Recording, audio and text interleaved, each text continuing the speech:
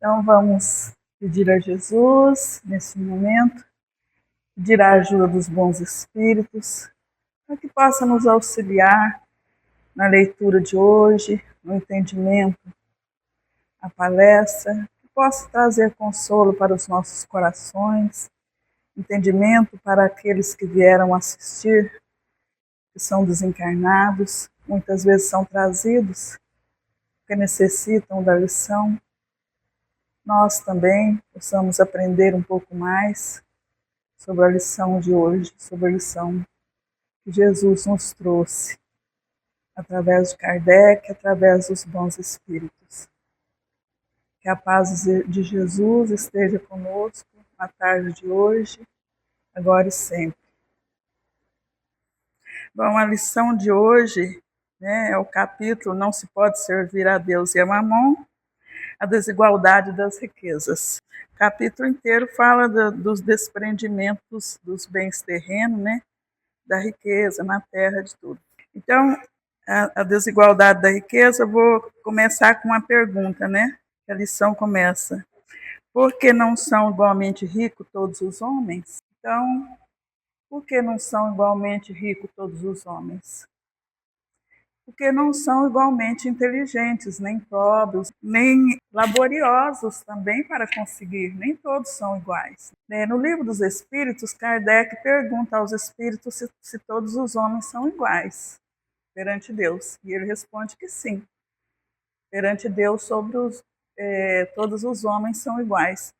Mas ele não está falando da igualdade no sentido de que todos os homens são irmãos, são filhos de Deus, são amados, mas no sentido das desigualdades sociais desse mundo, não existe, os homens, as pessoas não são iguais nesse sentido, porque existe muita desigualdade. E essas desigualdades, aqui como ele responde essa pergunta, fala que nem todas as pessoas são ricas porque não são igualmente inteligentes. Mas por que Deus criou pessoas umas mais inteligentes que as outras? A gente faz essa pergunta. Não, é que Deus cria espíritos todos os dias. Todos os dias são criados espíritos novos. E os espíritos são criados, simples e ignorantes. Então eles vão de acordo com essa vivência, com a maturidade espiritual, eles vão desenvolvendo essa inteligência. Então, muitos já passaram por essas fases, já evoluíram na inteligência, nesse quesito de a parte intelectual, Existe a evolução espiritual e a intelectual. Dizem que elas não caminham junto. Mas a parte intelectual, que tem a ver com a inteligência, ela vai adquirindo de acordo com as experiências que as pessoas vão vivendo aqui na Terra. De acordo com essas experiências, com essas trocas, porque tanto a prova da riqueza como da pobreza, elas passam por diversas... A gente tem que analisar vários itens, nessa lição. Uma delas é que quando a gente está no plano espiritual, quando a alma, quando o espírito já tem um certo esclarecimento, ele escolhe suas provas. E muitos escolhem a prova da pobreza, que é para ganhar força, mas para realmente se fortalecer espiritualmente. E muitos pedem a prova da riqueza, também porque querem se experimentar nessa área, nesse quesito, para ver como vão se sair. E os bons espíritos concedem. Agora, quando o espírito tem uma certa evolução, diz que dificilmente ele pede a prova da riqueza. É quase sempre uma das últimas que ele pede. Porque ele tem que estar muito preparado para pedir essa prova. Porque as seduções, as paixões, quando a gente vem para cá, a gente esquece, Lá a gente se prepara, eu me preparo, eu vou vencer e tal, chega aqui e esquece tudinho. Aí as seduções que está aqui na Terra, Então a prova da riqueza ela é muito difícil, porque as pessoas podem se perder nesse caminho, Então, essas paixões, o orgulho, pode puxar o homem, né? E ele, às vezes, se endividar ainda mais. Assim, também nós não podemos generalizar, né? Que ele faz uma pergunta aqui. Qual das provas é mais difícil? Né? A da pobreza ou a da riqueza? Ambas são muito difíceis. Tanto a da pobreza como a da riqueza é difícil. Porque a gente imagina, a gente analisa, né, quando a gente vê pessoas muito pobres, né, o sofrimento que carrega, às vezes não tem dinheiro para um remédio, não tem uma alimentação correta, os filhos passando fome, passando dificuldade. Então, é uma prova muito difícil. Então, as pessoas geralmente pedem essa prova para exercitar a resignação, a paciência, e muitas vezes também, aí existe um outro lado. Essas são as provas dos espíritos conscientes, que pediram, porque já têm consciência daquilo que eles querem, né? E sabem que vão enfrentar essas provas para o seu amadurecimento espiritual. Então, mas existem aquelas outras provas, né, que nem todas são porque eu planejei lá.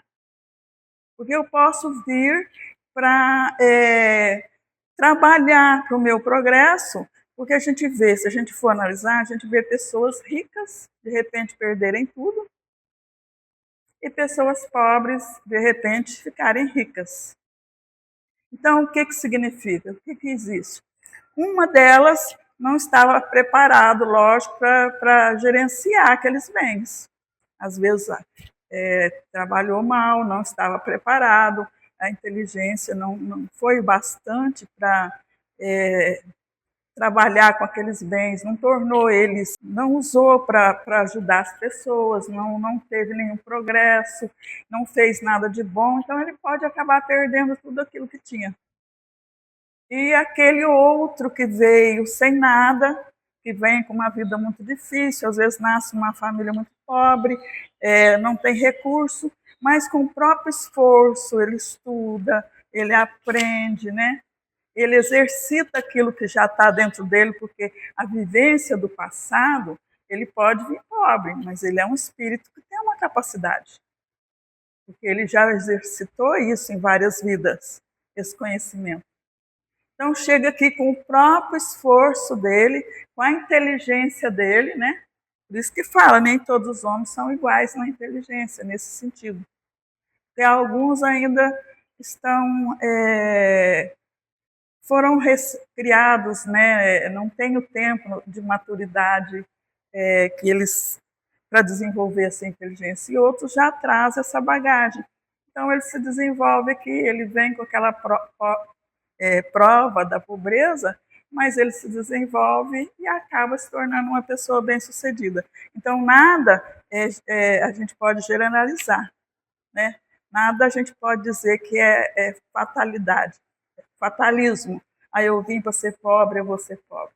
Se não assim, o que seria da nossa inteligência? O que seria da nossa vida aqui? Nós não desenvolveríamos essa inteligência. Então Deus nos dá o livre-arbítrio. Não teríamos o livre-arbítrio.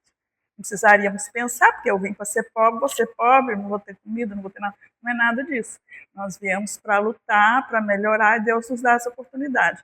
Dependendo de como a pessoa age aqui na Terra, dependendo de como ela se sai, ela passa a ter merecimento. Atrás foi a parábola dos talentos, né? Então a parábola dos talentos, ela deixa bem claro isso.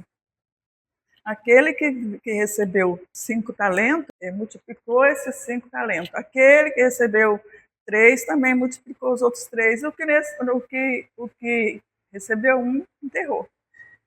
Quer dizer, muita gente faz isso.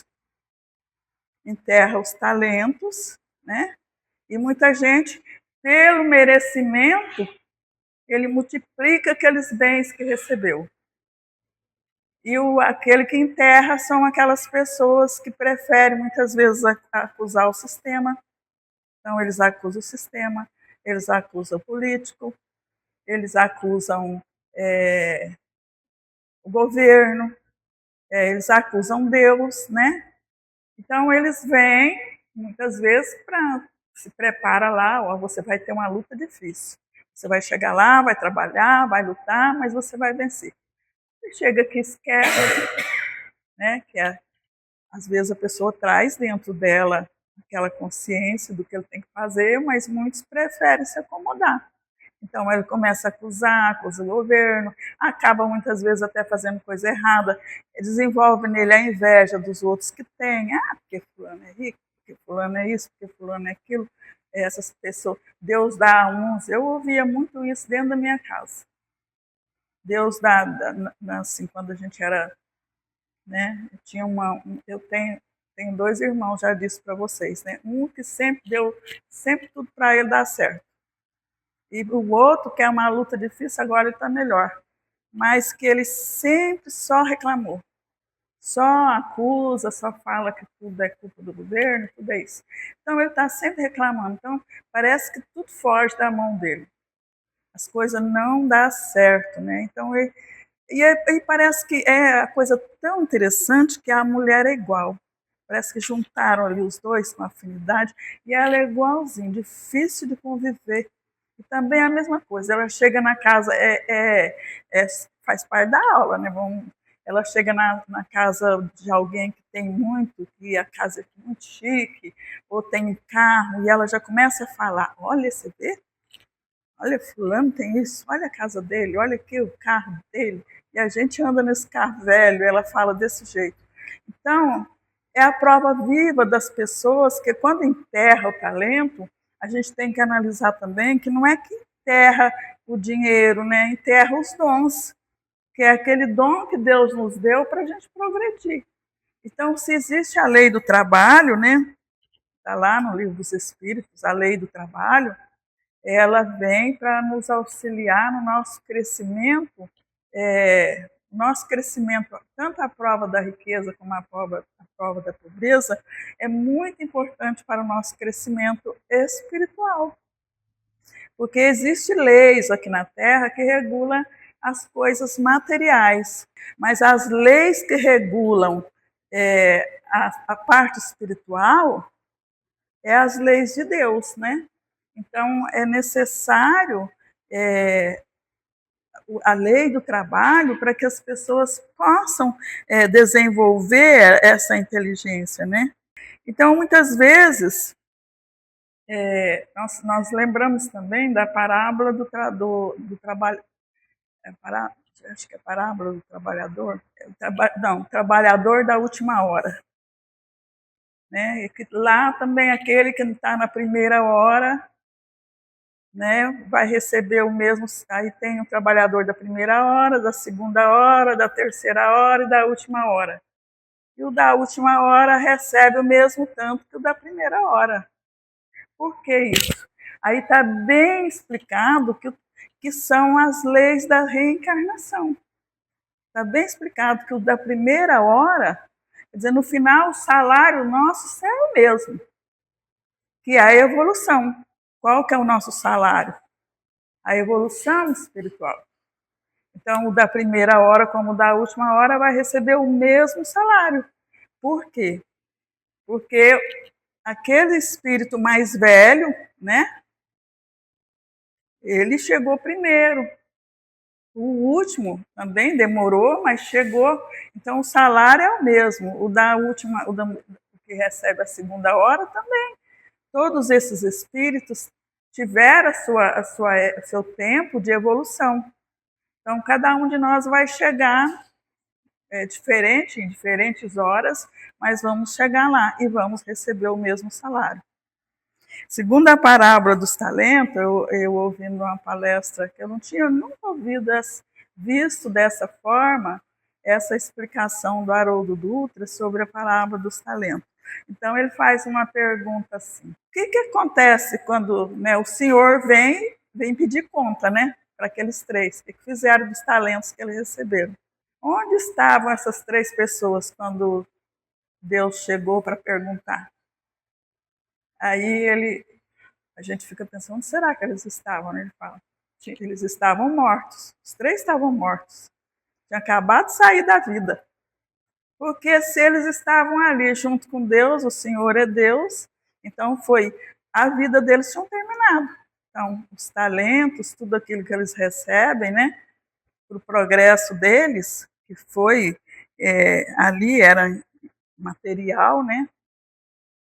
Os dons que eles receberam veio, então eles, no decorrer da vida deles, cada um exerceu aquilo, multiplicou os talentos. Com esse talento que tinha cinco, deve ter multiplicado as virtudes dele, deve ter melhorado ali a parte espiritual, deve ter exercido a paciência, deve ter feito muita coisa boa, né? Então ele multiplicou e vai receber mais na outra vida. Então ele vai receber, né? E ele vai receber mais depois. E aquele que enterrou vai ficar sem nada, né? Então, ele não. Por quê? Porque a gente tem que ter, tem que merecer. Então, se eu planejo, se eu venho, muitos espíritos planejam a sua reencarnação, uns na pobreza, outros na riqueza, outros para ter uma vida difícil, lutar por ela e crescer. Outros vêm, tipo, compulsoriamente, porque agiram mal, porque enterraram seus talentos, porque não souberam aproveitar aquilo que recebeu. Então, automaticamente, ele vem depois numa situação muito mais difícil. Então, a gente pode pôr aí, nós estamos falando de riqueza, mas coloca-se tudo. Uma pessoa, às vezes, recebe uma doença muito grave para lutar aqui, aquela doença a vida inteira. Então, ele tem que ter a resignação. Não valorizou o corpo, tirou a vida, né? Alguma coisa ele fez. Então, tudo isso está ligado às nossas múltiplas vidas, né? Às nossas reencarnações. E a oportunidade que nós temos de evoluir através desses bens que Deus nos deu e através da lei do trabalho. Se a riqueza é a causa de muitos males, se acerba tanto as más paixões, se provoca mesmo tantos crimes, não a ela que devemos inculpar, mas ao homem que dela abusa, como de todos os dons de Deus. Pelo abuso, ele torna pernicioso o que lhe poderia ser de maior utilidade.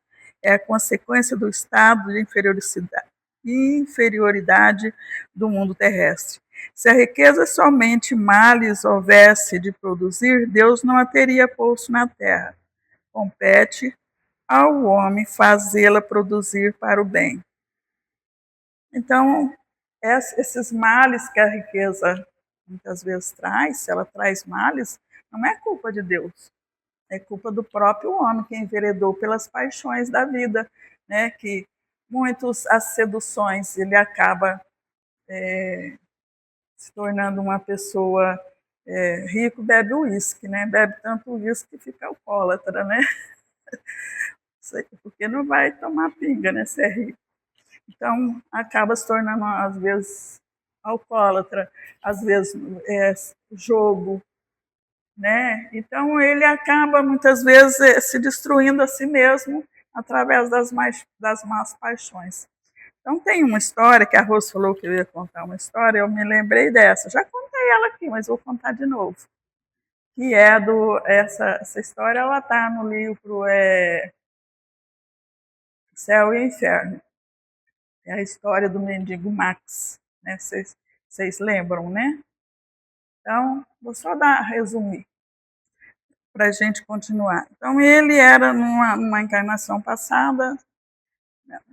Aliás, ele vivia num local onde tinha um castelo abandonado em ruínas. Ele era ali, as pessoas daquela redondeza conheciam ele como o mendigo Max, porque ele vivia ali desde criança e ele não tinha uma perna. E ele andava sobre uma muleta, ninguém sabe quando ele chegou ali. Ele chegou ali jovem ainda e já não tinha essa perna. E ali ele ficou, morava naquelas ruínas, as pessoas tinham dó dele, dava comida, dava alimento, às vezes dava roupa, e ele não fazia mal a ninguém e era conhecido de todos. Só que ele tinha uma característica que as pessoas achavam muito interessante, porque ele tinha uma postura de uma pessoa assim, né, que tinha vivido muito rica. As roupas dele eram maltrapilha, mas ele tinha aquela postura de rico, né? Quando eles davam para ele um prato de comida, tinha que dar a faca, o copo, o garfo, porque ele só comia ali sentado com a faca, o garfo, naquela postura assim que as pessoas ficavam admiradas. Era muito educado, né? Falava com muita educação e ele despertava uma curiosidade muito grande às pessoas. Passou-se os anos até que um dia ele desencarna. Kardec, depois de algum tempo, né, alguns algumas pessoas daquela região, né, quiseram, né, saber quem foi aquela pessoa. Então, ele foi, como que fala quando a pessoa é evocada? Ele foi invocado, né, lá nas sessões, e o espírito dele veio. E eles perguntaram a ele como que ele estava, se ele estava feliz, se ele estava no mundo feliz. E ele sim disse que ele estava num mundo hoje muito feliz, porque ele tinha vencido a prova com resignação e paciência, né? E aí fizeram para ele uma pergunta do que tinha acontecido com ele no passado. Então ele conta que no passado ele era senhor daquelas terras em que é hoje, ele ficava ali, né, como um pedinte, né? Então ele viveu naquela época muito rico, mas não uma riqueza que ele construiu, que ele lutou para conseguir. Ele herdou dos pais. Enquanto os pais eram vivos, ele nunca, os pais eram muito ricos e ele também automaticamente muito rico. Quando os pais desencarnam e ele fica herdeiro de tudo, só que o que acontece? A sedução, a vaidade, o orgulho toma conta, né? E ele começa e é interessante que isso acontece hoje em dia, né? Muitas pessoas, muitos falsos amigos, pessoas interesseiras, né? Começaram a ficar à volta dele porque ele tinha dinheiro e começou a gastar com aqueles amigos, e noitadas, e festas, e mulheres, né? E jogo, e os amigos aproveitando daquela situação dele ser rico. Até que ele, como ele não geria, como ele não trabalhava, logicamente que o dinheiro acabou, porque ele não aplicou, não gerenciou, né? E o dinheiro acabou. Quando o dinheiro acaba, ele fica praticamente na pobreza, sem nada. Os amigos fogem, né? Porque não interessava mais, porque ele era pobre, né? É que nem a parábola do filho pródigo, né, também. Então, como ele não tinha mais nada, eles se afastaram. E aí ele procurava ajuda, mas ninguém, todo mundo correu dele. Resultado, ele fica doente, desencarna totalmente pobre, né, sem nada. E quando ele vai para o plano espiritual, ele não vai, ele fica no umbral, ele fala que ele fica no umbral 200 anos.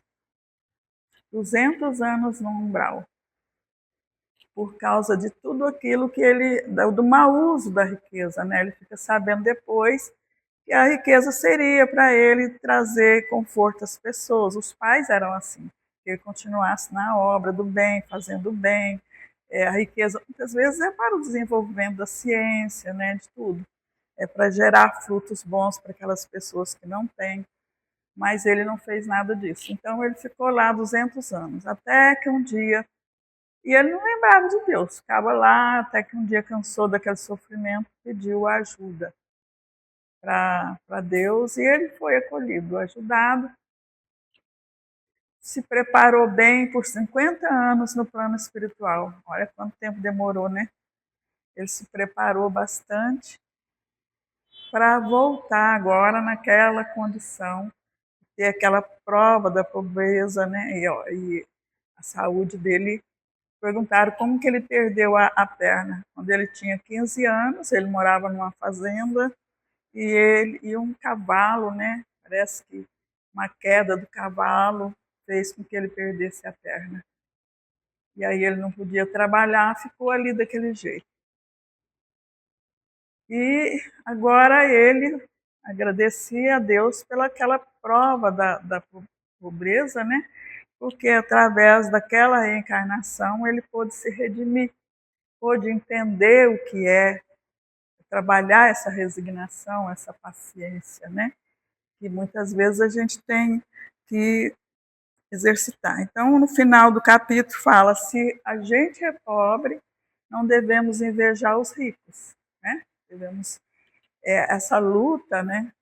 Como diz Paulo, a gente vencer o bom combate, né? A gente tem, porque é um combate, na verdade, as nossas lutas aqui na Terra, elas são muito importantes para o nosso crescimento, seja ela em qual campo, porque muitas vezes nós não somos totalmente pobres, mas temos outras dificuldades, parentes que depende da gente, pessoas que a gente tem que auxiliar, né? Então, tudo isso que a gente faz com amor, que a gente faz com bondade, que muitas vezes a gente recebe para auxiliar, não para guardar só para a gente no egoísmo, né? E não fazer nada pelo outro. E se a gente recebe a prova da riqueza, também ela tem um objetivo, que é o de trazer progresso, né? Não é dado assim. Quando os espíritos essas pessoas que não têm muito esclarecimento, pedem a prova da riqueza, se eles não estão preparados, eles vão falhar. Mas Deus permite, porque com aquilo ele vai crescer, como acontece com a história, né? E se a gente for olhar para trás, ver a nossa vida, né, pelo menos a minha, foi muito difícil, desde a infância, depois, né? E hoje em dia, não sei se é merecimento, pelo menos em relação às coisas materiais, está tudo bem. Então, assim, eu acho que a gente tem. É, Deus jamais nos abandona, né? Então a gente vai recebendo de acordo com o nosso merecimento e muitas vezes a gente vai tendo até, falo merecimento, porque eu não sei se é isso, ou se é misericórdia mesmo, né? Às vezes é misericórdia, não, às vezes não é merecimento, é bondade de Deus, como Ele não abandona ninguém, né? Então a gente vai tendo um refrigério, né? Até mesmo porque nosso corpo já não dá mais conta, né? De tanta luta, de tanta batalha, né? E a gente vai, à medida que a gente vai melhorando também, eu acho que essa reforma íntima, essa mudança espiritual, que a gente vai colocando as coisas espirituais acima das materiais, então as coisas materiais vão melhorando também. Então, a prova também é isso. Enquanto a gente inveja, enquanto a gente joga a culpa no governo, enquanto a gente tem raiva porque o outro está melhor que nós, enquanto a gente tem orgulho, né? Porque existe aquela pessoa pobre mesmo que não tem nada que é orgulhosa, né? Até xinga o outro se alguém oferece alguma coisa, né? E existe pessoas ricas que são humildes, né, que são boas, que fazem o bem, que ajudam os outros. Então, não essas duas provas não tem nada a ver com o caráter da pessoa. Tem a ver com as escolhas para o nosso progresso. Então, a gente tem que acreditar, ter fé, acreditar em Deus, né, e confiar. Porque a única a doutrina espírita nos consola e nos dá o entendimento. É a única doutrina que traz esse consolo e esse entendimento, né? Que as outras religiões perguntar por que existem diferenças, né? Por que uns são pobres, outro rico, outro cego, outro doente? Não tem resposta. Mas a nossa nos dá a resposta para tudo isso, né? E a gente tem, por isso chamada doutrina consoladora, né? Porque ela nos consola e nos faz entender que todas as provas são necessárias para o nosso crescimento. E hoje é o que temos. Então, vamos agradecer a Jesus a oportunidade, agradecer a Deus que nos trouxe até aqui, nas nossas provas, na nossa vida, agradecer por tudo aquilo que a gente já passou e recebeu da vontade de Deus. Ser grato por tudo, pelos nossos filhos, pelo trabalho na caridade, pelo trabalho nessa casa, pelos nossos lares, por tudo aquilo que a gente tem recebido. Esses empréstimos que Deus nos tem dado, né? As concessões que temos recebido, muitas vezes até sem merecer. Obrigado, Senhor, por tudo. Que a sua bondade infinita possa alcançar a todos os povos, a todas as criaturas que sofrem, a todos que estão passando por provações difíceis. Que assim seja.